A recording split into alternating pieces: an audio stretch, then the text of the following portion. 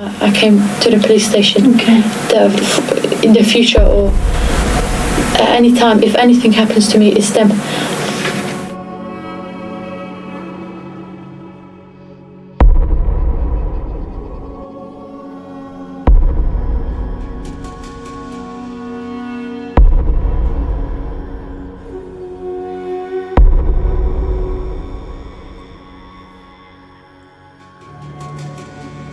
She was a very calm and quiet person.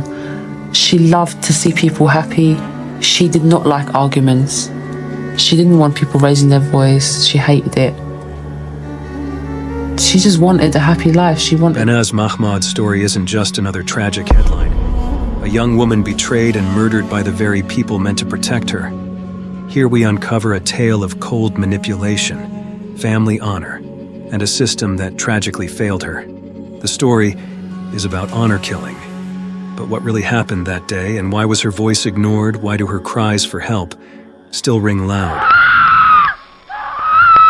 The young British Kurdish woman was brutally murdered by her own family in 2006, all in the name of so-called honor. In many traditional cultures, the concept of honor is deeply ingrained, often tied to a family's reputation and social standing. For women like BANAZ, this means that their lives are dictated by strict rules and expectations, with any deviation being seen as a threat to the family's honor. For being in love. I mean, sometimes I am thinking why love should be so hated. This pressure to conform can be suffocating, and it's a reality that many women still face today. In BANAZ's case, her desire for independence and autonomy was seen as a direct challenge to her family's authority. And ultimately, it would cost her life. London. She had to struggle with different culture, home culture, British culture, and she had all her life ahead of her. BANAZ Mahmod was born on December 16, 1985, into a Kurdish family that fled to the UK from Iraq in 1995. The Mahmod family settled in Mitcham, South London. But despite their new life in the UK, the rigid expectations of honor from their Kurdish roots remained deeply ingrained. Growing up in a traditional Kurdish family, BANAZ was always expected to toe the line, to conform to the rules and norms set out for her. Daughter in the family, all of the other sisters were circumcised. Blade, just a raw blade. Half an hour later, I hear screaming from my grandma's bedroom, and my sister was dragged to that room. She was stripped, waist down, and they performed that on her. While you're awake, not sedated, no numbness, no nothing, just... But BANAZ was different. She had her own ideas and aspirations, and she wasn't afraid to stand up for herself. She dreamed of a life beyond the confines of her family's expectations.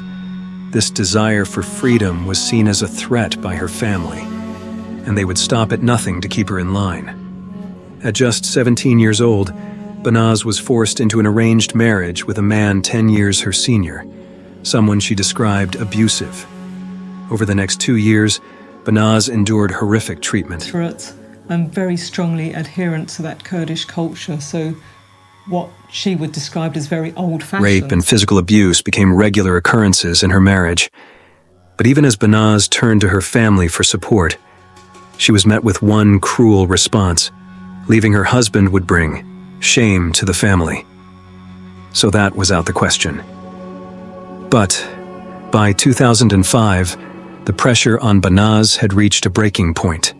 She made the brave decision to leave her marriage. But her family, especially her father, Mahmoud Babakir Mahmoud, and her uncle IRAQI Mahmoud, saw her actions as dishonoring the family's name. They began plotting what would become one of the most brutal honor killings in modern UK history. Your reputation, it's literally about your face, how you were perceived by others. On July 1st, 2005, BANAZ returned to her family's home, attempting to rebuild her life and reclaim her independence.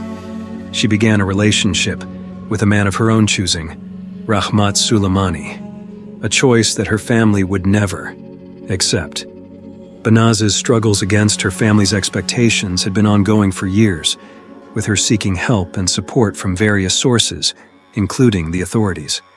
But despite her best efforts, she was ultimately failed by the very systems that were supposed to protect her. The tension in the household grew unbearable. On December 2nd, 2005, Banaz overheard a phone conversation between her uncle and her mother, where plans were being discussed to kill both her and Rahmat. She froze in fear, but trying to save her life, Banaz went to Wimbledon police station, where she delivered a letter naming those plotting her murder.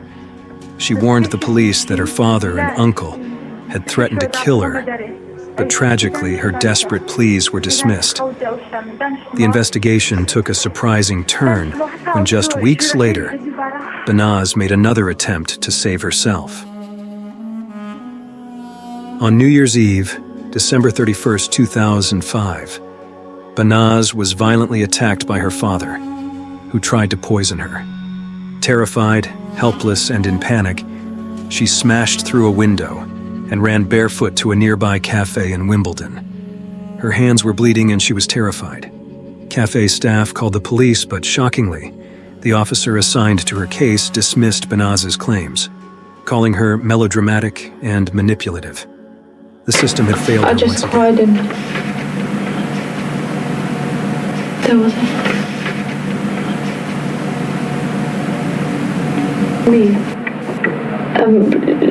Look at yourself in the mirror, like how you've become so skinny and ugly, and I was nothing but a whore. So straight away with his mobile, I called my mom and I said that I wanted divorce, no matter what, by this afternoon.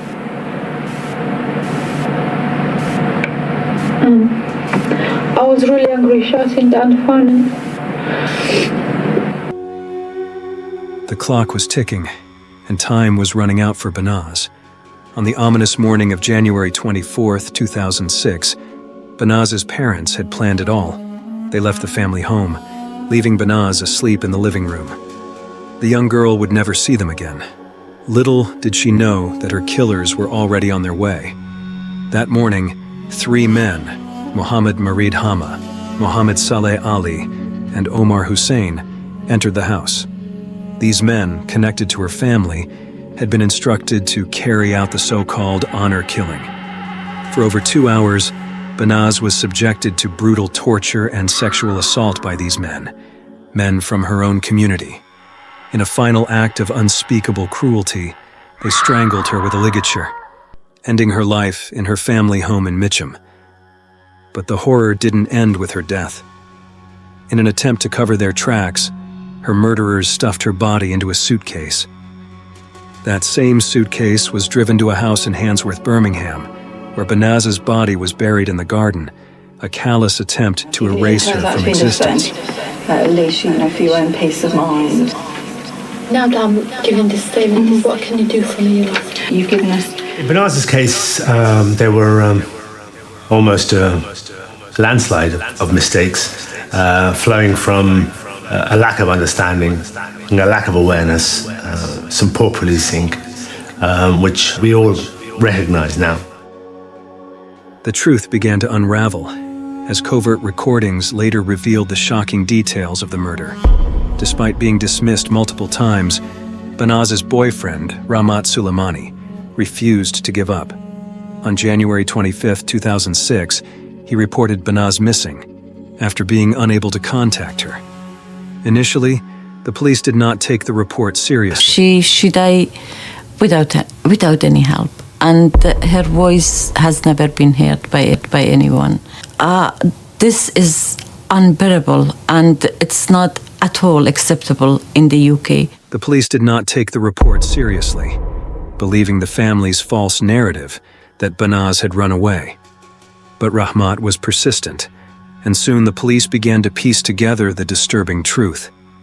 Investigators began cross-referencing Banaz's numerous reports to the police and realized something was gravely wrong. A stunning twist would change everything as the trials commenced. In March 2007, the first trial began.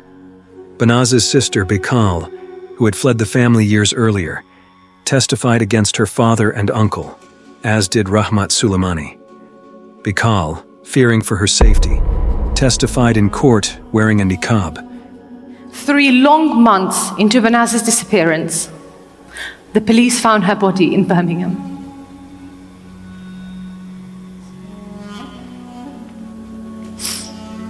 My sister had been murdered for leaving her child marriage. By June 2007, BANAZ's father, Mahmoud, and her uncle, Ari Aga, were convicted of her murder and sentenced to life in prison. But the story didn't end there. 2 of the other men involved in BANAZ's murder, Mohammed Saleh Ali and Omar Hussein, fled to Iraqi Kurdistan after the crime. After a long legal battle and groundbreaking extradition agreements, both were returned to the UK and sentenced in 2010 for their roles in the murder. A long-buried secret had come to light, and justice. Covert recordings later captured Hama bragging about his role in the murder and the disposal of BANAZ's body. Using phone records and vehicle tracking data, the police finally discovered where BANAZ had been buried. On April 28, 2006, her remains were found buried in a suitcase in a garden in Birmingham. And I arranged BANAZ's funeral, all in the same month. My father, my uncle, and 3 other Kurdish men were tried and sentenced to life imprisonment for BANAZ's murder. With family members attempting to cover up the crime. The involvement of her own family members in her murder and the ease with which they were able to manipulate and deceive those around them is a testament to the power of cultural conditioning and the dangers of blind tradition. It's a stark reminder of the importance of questioning and challenging these harmful attitudes before they claim another life. Viewers, do subscribe to Crime Lore. Until the next one, stay safe and stay curious.